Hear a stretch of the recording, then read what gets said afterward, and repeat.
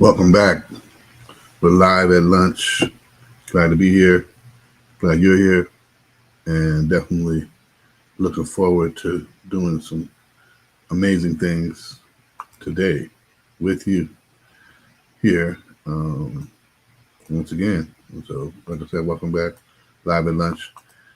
And we're doing a Bible study that continues our journey through the valley. And once again, this valley, although in the text it's called the valley of the shadow of death, the valley of the shadow of death. This is essentially when you hit those low points. This valley represents when you hit those low points in life, when you hit those times in life that are a struggle for you to make it out and make it through.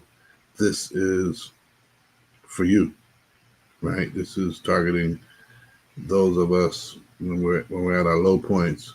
We may not have a go-to formula or idea of what to do or how to get out of it, but this study should help us have some indication of how to move forward and move on through the valley. And like I said, the text says, though I walk through the valley of the shadow of death, I will fear no evil. I will fear no evil. And so let's start off with this. You're going to be challenged just by the valley itself. You know what I mean? Just by being in the valley, you're going to be challenged. Just by going through the valley, you're going to be challenged. And that's bad enough, right? That's bad enough to see and realize that what you're going through is going to be part of what's challenging you. And I also say, accept the challenge, and let what's challenging you, help you make your change. Changes in your posture, changes in your perspective, changes in your ideology, right? Changes in how you talk to yourself. Changes should stem from our challenges. And one of the biggest challenges we're going to face is what other people have to say, what other people share as their perspective on what we're going through. That's going to come up, and that's going to be a big issue when we're trying to make it, and you've got people who are near and dear to you who, depending on their proximity, they may be hating on you. But people are going to be hating on the motives that you appear to be having to get through this, right? Disregard that. Don't even buy into that, because they're going to be hitting on your movements, right? They're going to be hitting on the decisions you make, the choices you make. But why would you do that? I wouldn't. If I was going through that, I wouldn't be going through and doing all that. That's not for them. That's for you, right? That's not for them. That's for you. And so you're going to have haters on the movements that you make. And you're going to have people that are, real naysayers. And those naysayers, they're going to be talking about your motives, right? And, what you're doing, how you're doing it, and why you're doing it. Must be because of this. And they're making assumptions about you, not talking to you about it, but talking behind your back about it. Disregard all that. Put all that to the side, and you keep working on your journey. That's part of what we have to learn about living through these low points in life. You've got to keep working on you bettering you, as opposed to you accepting that everybody doesn't accept you. You wanting acceptance from people. Acceptance from other people isn't going to make you better. It's a lot of work to try to keep up with what people want from you, and that may not be the thing that's going to make you any better. Please believe it. So I want you to understand that this journey through the valley is not it's not an easy thing. It's not a simple thing. Like I said, it can be challenging. And even more challenging can be the things you experience from the sidelines, the people that are saying stuff and getting in your ear, trying to get in your head, but disregard all that. Push that away and go ahead and keep pushing forward through the valley.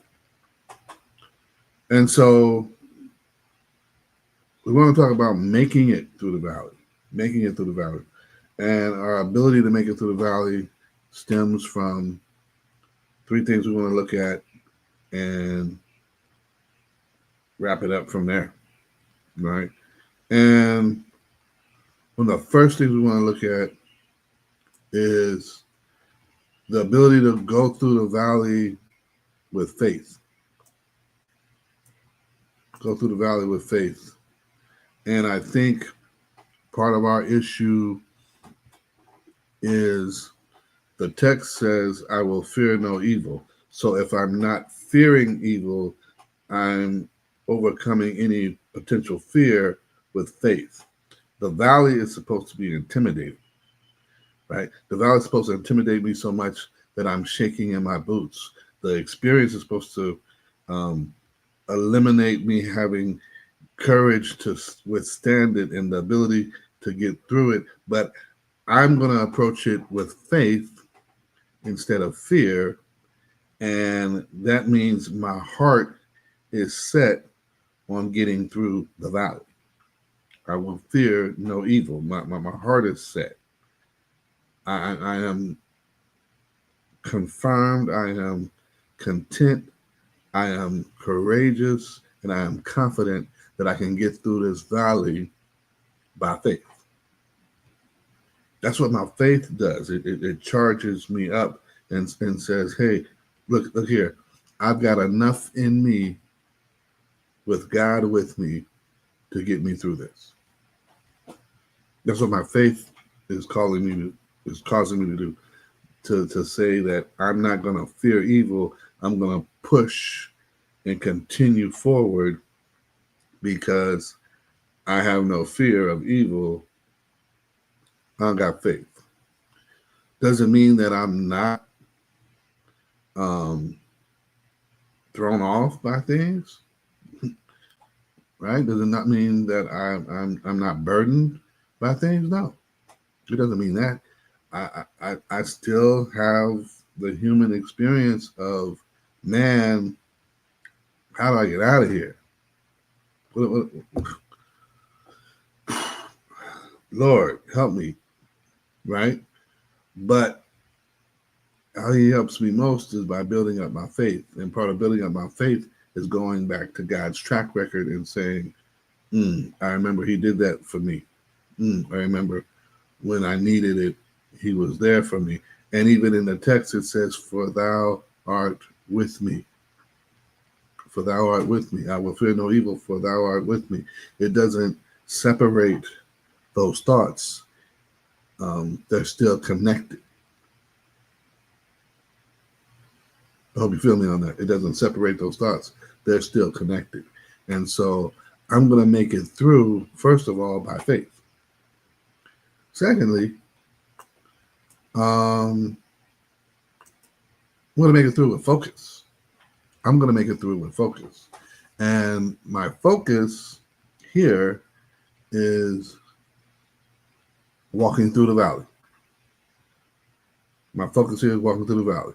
My objective is walking through the valley.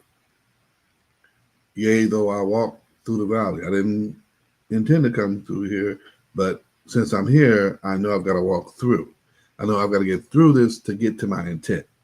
My objective is to get through this to get to where I'm headed. My objective is to get over and done with this and move on from this to get to where I'm bound to go, to get to my destination.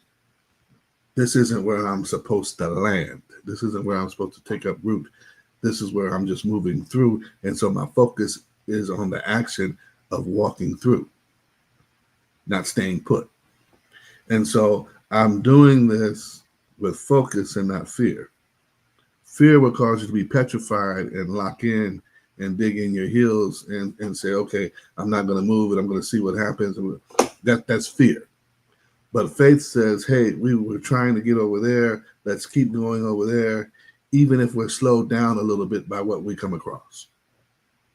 Even if we feel a little pressure from what we encounter while here, we're still focused on the objective. And I can do that by faith, and I can do that with focus, right? I'm still focused on the objective. And the objective is to walk through the valley. Should make sense. So I'm doing this by faith. I'm doing this with focus. And thirdly, I'm doing this by following. Following and not accepting the fear. Following and not accepting the fear. This part of the psalm is anchored or is sandwiched between the Lord is my shepherd in the opening verse and for you are with me in this fourth verse. The Lord is my shepherd and you are with me. Your rod and your staff, they comfort me. Who better to follow than the shepherd? If I'm trying to get out of a tight spot, who better to follow than the shepherd? If I'm trying to get to where the greener pastures are, who better to follow than the shepherd? The shepherd leads me, guides me. He provides for me, protects me.